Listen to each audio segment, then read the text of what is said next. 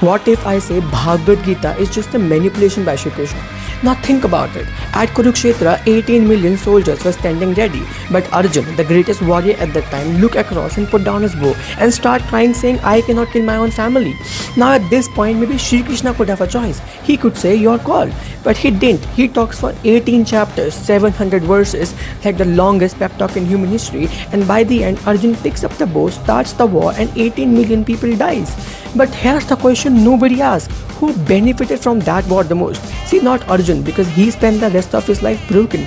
Not even Pandavas, because they won that kingdom, they didn't even want it.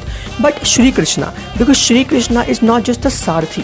He is Narayan Avatar, the preserver of cosmic order. He came to the earth for 3 reasons: to reduce the burden of earth, to clear out the corruptions, to reset the age. So he needed the war to be happen. And look at the timing. Arjun breaks down just before the war to be happen. Shri Krishna just happens to be sitting right next to him, and Shri Krishna just happens to be having 700 verses ready to go. So is it a coincidence, or Narayan, the most intelligent being in the existence, knows exactly what Arjun will feel in that moment and prepare the perfect speech to bring him back?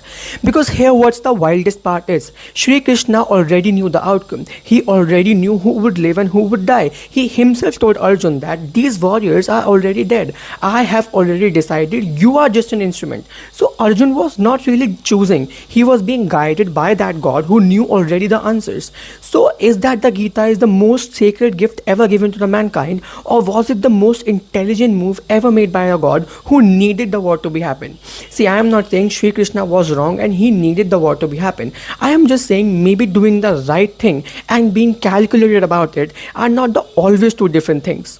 Tell me your opinion about it.